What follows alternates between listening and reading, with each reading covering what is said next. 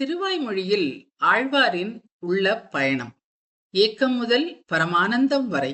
பகுதி 9. கொல்லும் விரகம் வதைக்கும் அவளோடு புல்லும் புரிந்தது போர். திரண்ட மேகத்தால் இருண்ட சோலையில் தனியே நிற்கிறாள் நாயகி. எம்பெருமானை நேரே காணப்பெறாத ஏக்கம் அவள் மனதில் இருளாக கவிந்திருந்தது. அவனைக் காண வேண்டி புள்ளினங்களை தூதுவிட்டு மடல் ஊறுவதாய் மிரட்டி, அவன் வேண்டாத தன் உயிரும் உடைமைகளும் தனக்கும் வேண்டாம் எனத் துறந்து, மனக்கண்ணில் கண்ட அவன் அழகினை பாசுரமாக்கி, வந்தாலும் கொள்ளேன் என்று ஊடி, தாய் தடுத்தாலும் திருத்தலங்கள் சென்று புலம்பி, நொந்து இறந்து எல்லாம் செய்தாகிவிட்டது. மாயன் வாரான், ஆற்றாமையே மிச்சம். இன்று கருமுகிலால் குளிர்ந்த சோலையில் நின்றாலும் அவளுள் பிரிவின் வெப்பம். அவன் நேரே முகம் காட்டாமல் வஞ்சிப்பதால் எழுந்த தளர்ச்சியை மாற்ற மற்ற விஷயங்களில் மனதை செலுத்த நினைத்தாள். அவனோடு ஒன்றிய மனம் மற்றவைகளை ஏற்க மறுத்தாலும் பிற பொருள்களைக் கண்டால் மனம் ஆறும் என்று நம்பி இதோ இங்கே பூஞ்சோலையில் வந்து சேர்ந்தாள். ஆனால் இங்கோ இவள் நெஞ்சம் மேலும் வலுவிழந்தது. தோட்டமெங்கும் பெண் பறவைகள் ஆணுடன் இணைந்து அமர்ந்திருக்கின்றன. கார்கால குளிர்ச்சியில் தம் துணையோடு திளைத்து கொஞ்சி குலாவும் பரவசத்தில் இருக்கின்றன அப்பறவைகள். விரகத்தில் விழுந்த இவளுக்கு பறவைகளும் அவைகளின் மென்னொலிகளும் மேலும் நலிவையே தந்தன. உயிரே பிரியும் நிலையில் இருப்பவள் ஒரு மாற்றம் தேடி வந்தாள். வந்தவளுக்கு இப்பறவைகளின் காட்சிகள் உயிரை வேரோடு பிடுங்கி எடுக்கின்றன. அந்தோ, என்ன பாபம் செய்தேன்? வாழவும் முடியாமல் போகவும் முடியாமல் வதைக்கிறானே கண்ணன். அதோடு இந்த பறவைகளும் அதன் கலவி ஒலிகளும் பெரும் படையாக உயிரை கொல்லவும் வேண்டுமோ என்று நீராய் உருகுகிறாள் அவள்.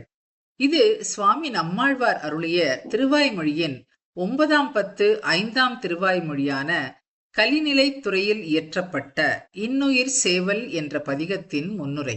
ஆழ்வார் பராங்குச நாயகி பாவத்தில் அருளிச் செய்யும் பதிகம் இது. 2 குயில்கள் கூவுகின்றன. ஆண் குயில் அழைக்க, பெண் குயில் பதிலொலிக்க, அங்கு ஓர் அழகான ஒலிக்கலவை காற்றில் மிதந்தது. அன்று சிவந்த தாமரைக்கண் பெருமானார்க்கு முன்வினையால் அகச்சேவை செய்ய முயலாததால் மையல் தீர்வரதொரு வண்ணம் மாற்றம் கொண்டருள, திருவண்வண்டோர் உரை அமரர் பெருமானுக்கு புன்னைமேல் வாழும் குயில்களை தூது அனுப்பியவள் நான். தூதாக சென்ற இப்பூங்குயில்களின் கூவல்கள் இன்று பிரிவின் துயரில் உழலும் என் உயிரை துளைக்கின்றன. இக்குரல் உயிரை நோவடிக்கிறதே என்ற என் கூக்குரல் கேளாமல் தம் மனப்படி குலாவுகின்றன குயில்கள். பெண் குயிலே, உன் உடலின் வெளியே இருக்கும் உயிர் போல உன் கண்வட்டத்துக்குள்ளேயே உன் ஆண் குயில் உலாவ எப்போதும் சேர்த்து இன்பத்தில் லயித்திருக்கின்றாய். அதனால் கூடலின் களிப்பறிந்த உனக்கு பிரிவின் வேதனையும் தெரிய வேண்டுமே. என்னவனை போலில்லாமல் உன் துணை இனிமையாகவும் உன் உயிர் தரிக்க தோதாகவும் இருக்கிறது. உண்ணும் சோறு பருகு நீர், தின்னும் வெற்றிலை என எல்லாமான என் கண்ணன் எம்பெருமானை வரக்கூவுவது அன்றோ குயில்களின் குணம். அதைவிட்டு என் முன்னே கூடுதலும் கூவுதலும் அந்தரங்கமாக குலாவுவதும் காதல் பேச்சு பேசுவதும் என்னை முடிக்க பார்ப்பதும் தேவையோ? பெண் கொலை செய்வது பாபம் என்று நீங்கள் விலக வேண்டாமா? ராமனின் அம்பு உயிரை தாக்குவதைப் போல அல்லவா இருக்கிறது உங்கள் கூவலொளி. என் உயிர் கொல்லும் உங்கள் மிழற்றல்களை அவனிடம் எடுத்து செல்லுங்கள். அவை அவனை என்னிடம் சேர்க்க வேண்டுமே தவிர என் காதில் தீயையா நிரப்ப வேண்டும்? குயில்களை கூவாதே என்று கூறி முடிக்கும் முன் பூஞ்சோலையின் தடாக கரையில் குலாவும் அன்றில் செண்டை இன்பத்தின் மிகுதியால் வாய்ப்பேச முடியாமல் நடுங்கி உருமத் தொடங்கின. ஐயோ, குயில்களின் குரலோடு இவ்வன்றிலின் குரலும் சேர்ந்து என் உயிரை ஈறுகின்றன. சுக்ரீவனுக்கும் வாலிக்கும் நடுவே ராமனின் ஒளிமயமான அம்பு பாய்ந்ததைப் போல இருக்கிறதே. அடைக்கலம் என்ற வாயை அம்பால் தாக்கலாமோ? அன்றில் பேடையே, நீயும் உன் துணையும் உறங்கும் போது வாய் அலகு சற்றே நெகிழ்ந்தாலும் துயில் உணர்ந்து சோகத்தில் பெருங்குரல் எழுப்புவீர்களே. துணையை பிரிந்தால் ஒரு கணமும் வாழ முடியாமல் உயிர் துறக்கும் இனமல்லவா நீ? ஆணன்றிலுக்குத்தான் புரியாவிட்டாலும் உனக்கு என் நிலை புரிய வேண்டும். குயில்களைப் போலவே நீங்களும் என்னை முடிக்க நினைக்கின்றீர்கள். அன்று அரவணை மேல் பள்ளி கொண்ட எம்பெருமானின் திருத்துழாய் கிட்டாமல் நீ துக்கத்தால் குரல் எழுப்பினாயே, இன்று என் நிலை மறந்தாயோ? முகம் காட்டாத அந்த மாயன் அடியவளுக்கும் அரிய வித்தகன். கோவிந்தனாய் ஆனிரை காத்தவன், அடியவளுக்கும் தீங்கிழைக்கும் வஞ்சகன். ஆயுதம் ஏந்த மாட்டேன் என்றும் பகலை இரவாக்கியும் புரட்டுக்கள் செய்தவன். நல்லவர் தீயவர் என அனைவருக்கும் பொய்யன். அவனை நம்பி நீங்களும் கரைந்து என் உயிரை முடிக்க பாரித்தால் நான் முடிந்தேன். என் உயிர் அவனை கைவிட்ட பின்பு என்னை காக்க உங்கள் கால் பிடிக்க வேண்டியதாகிவிட்டதே. நீங்கள் கரையோரத்தில் புடைசூழ நின்று பல பல காதல் வார்த்தைகள் கூவிக்கொண்டு ஒன்றோடு ஒன்றாக கலந்து விளையாடுகின்றீர். ராமபிரான் தன் படையோடு இலங்கையை சூழ்ந்தது போல இந்த கூட்டம் இருக்கிறது. நான் முன் செய்த வினையே முகப்படாமல் அவன் இருக்கிறான். ஆனால் அவனைப் போல பிரிவுக்கு இழையாதபடி இருக்கும் புண்ணியம் செய்யாதவளான என் உயிர் இங்கில்லை. அதனால் இந்த பாரிப்புகளை நிறுத்துங்கள். அவன் பிரிவை கூட நான் பொறுக்க முடியும். உங்கள் காதல் மொழிகள் என்னை வதைப்பதை பொறுக்க முடியவில்லை. ஆண்களோடு கூடித் திரியும் இந்த சக்கரவாக பேடைகளின் இனிய குரலை கேட்டு தாமரை போன்ற நீண்ட கண்களை உடைய சீதை எப்படி இருப்பாளோ என்று ராமபிரான் வருந்தினான் அன்றோ? ஆனால் கண்ணனுக்கு என்மேல் கருணை இல்லையே. கருமுகில் கூட்டத்தைக் கண்ட சோலையின் மயில்களும் அகவல்களை செய்யத் தொடங்க ஆற்றாமை மேலும் கிளர்ந்து சொல்கிறாள். பெண்மையிலே, நீயும் உன் துணையும் இணைந்து எழுப்பும் ஒலி செல்லாத இடமில்லை. பரமபதம் வரை சென்று அவன் திருச்செவியிலும் விழுந்திருக்கும். ஆனால் அது அவனை நலிக்கவில்லையே. இங்கு நான் மட்டுமே உங்கள் அகவல் கேட்டு அலற்றுகின்றேன். உங்கள் குரலால் உண்டான என் துக்கத்தை துடைக்க அவன் பதறி ஓடி வந்திருக்க வேண்டாமா? ஆலமரத்தில் பேய் உள்ளது என்று கூறுவதைப் போலத்தான் அவனை எளியவன் என்று சொல்லுவதும் போலும். உங்கள் கூக்குரல் தந்த துக்கத்தால் இவள் முடிந்தாள் என்று இருந்து விட்டான். அதனால் மயிலே, உச்சக்குரலில் கூவ வேண்டாம். ஓ, நான் கூறவும் மேலும் மேலும் அகவல் செய்வது ஏனோ?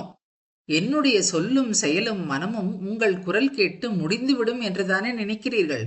அது நடக்காது. அவை என்றோ அவனிடத்தில் சென்று அடைக்கலம் ஆகிவிட்டன. என் உயிரும் உடலும் மட்டுமே ஏதோ நடுவில் நின்று தடுமாறுகின்றன. நான் தரித்து நிற்பதாக நினைக்க வேண்டாம். பொய்ம்புழலில் வாழும் பறவைகள் தம் கூரம்பு கூக்குரலால் என்னை முடிக்க வேண்டும் என நினைக்கின்றன என்றால், நான் பேணி வளர்த்த பூவை பறவையும் குளறிக் கொள்கின்றன. என் பூவைகள், நடுவே நின்று நீங்களும் என்னை வதைக்க நினைக்காதீர்கள். அது வீண் செயல். மயிலும் குயிலும் அன்றிலும் இப்பொழிலில் திரிவன. எனக்கு மட்டும் சொந்தமான நீங்களும் இப்படி செய்வது தகுமோ? அன்று நீங்கள் எனக்காக தூது செல்லாமல் இருந்ததால், சாயையோடு மணிமாமை இழந்து தளர்ந்து போனதால் உங்கள் வாயலகில் இன்னடிசல் ஊட்ட வேறொருவரை தேடிக்கொள்ள கூறினேனே, அது கேட்டுமா என்னை முடிக்க இந்த ஆவல், இந்த கூவல்? என்னுடையவளான அவனே என்னை நலிகின்றான் என்பதால் நீங்களும் செய்ய துணிந்தீரோ? அதற்கு இங்கே இடமில்லை. உங்கள் ரசமான ஒலிகள் என்னை கொல்லுவது முறையன்று. பிராட்டியுடன் அவன் சேர்ந்தது காதலால் அல்ல. அந்த சேர்த்தி அழகை காட்டி என்னை ஆட்கொள்ளத்தான். கண்டார் மனமயக்கும் அழகையும் செயலையும் சீலத்தையும் காட்டி அன்று வாமனனாய் மாவலியை நிலம் தர செய்தது போல என்னை கலவி செய்வதாய் பொய் செய்து என்னுடையது என்று நான் நினைத்த என் உயிரை தனதாக்கி பின் என்னை அகல வழி பார்த்தான். பூவைகளே, அதற்கு நீங்களும் துணை நிற்கிறீர்களா? ஏமாற்று வேலை செய்பவனுக்கு உங்கள் உதவியே வேண்டாமே. பூவைகள் என்ன, நாணிப் பேணி வளர்த்து கிளிகளும் அல்லவா என்னை நோவடிக்க செய்யத் தொடங்கின. தாய் தன் ஒரே மகனை வளர்ப்பது போல நான் வளர்த்த என் கிளிப்பிள்ளை திருநாமங்களை மிழற்றும் இனிய குரலில் கூர்வேல் பாய்கிறது. தாயை கொல்லுவாரும் உண்டோ? என் அரிய உயிராகிய என் காகுத்தன் என்னை கலந்து நீங்கினான். இந்நேரத்தில் அவன் திருநாமத்தை கூவி என்னை மேலும் வதைக்காதே, வாட வைக்காதே. எந்த நேரத்தில் திருநாமத்தை சொல்ல வேண்டும் என்று நான் கற்பித்தது மறந்தாயோ? வளர்த்ததனால் பயன் பெற்றேன் என்று சொல்ல முடியாதபடி செய்கிறதே. தயரதற்கு மகன் தன்னையன்றி மற்றிலேன் தஞ்சமாகவே என்று அவனை சரணடைந்த எனக்கு இந்நிலையோ? அன்று என்னுடைய ஆற்றாமையை எம்பெருமானுக்கு அறிவித்து வந்து நானும் என் தோழிமாரும் கொண்டாடும்படி என் கையிலே வீற்றிருந்து பாலோடும் நெய்யோடும் சமைத்த இனிய இடிசிலை தினமும் ஏற்றீர். இன்று அதனை மறந்து நேரம் தவறி திருநாமம் நவில்வது தகுமோ? முன்னோர் மொழிந்த முறை தப்பாமல் கேட்டு பின்னோர்ந்து பேசும் நீங்கள் இன்று இது செய்வது முறையோ? இதுவரை பறவைகளின் இன்மொழி தவிக்கச் செய்தது. இப்போது அவனை நினைவூட்டுபவைகளாலும் சிதிலம் அடைகிறேன். மிழற்றும் கிளிக்குட்டியின் சிவந்த வாயை பார்த்து கூவாதே என்னும் போதே அதன் சிவந்த நிறம் எம்பெருமானின் திருவாயை நினைவுபடுத்துகிறது. திருவாய் மட்டுமா, திருக்கண்களை, திருக்கைகளை என்று அவன் மற்ற அங்கங்களை கண்முன்னே கொண்டு வந்தன. சிவந்த மூக்கு போல கிளியின் பசுமை நிறம் அவன் குளிர்ந்த கரிய நிற திருவடிவை நினைவில் நிறுத்தியது. அவனுக்கு இந்த அழகிய செந்தாமரை திருக்கண்ணும் பவளச் செவ்வாயும் பிரிந்தாலும் மறக்க முடியாத நீல ரத்தினம் போன்ற திருமேனி வடிவழகும் இருப்பதற்கு காரணம் என்னுடனான கூடலே. ஆனால் தனிமையில் தவிக்கும் எனக்கோ சாயை இழந்த நிலை. கூவாதே என்று செவியை மூடியவள் இப்பொழுது கண்களையும் மூட வேண்டுமோ? அவனோடு சேர்ந்திருந்தால் மட்டுமே கிளிப்பேச்சும் கிளியழகும் ரசிக்கும். தனிமையில் வாடுபவளை அவை கொல்லும் கிளியைப் போல கருவுடை மேகங்கள் கண்டால் அவனை கண்டால் ஒக்கும் கண்கள்.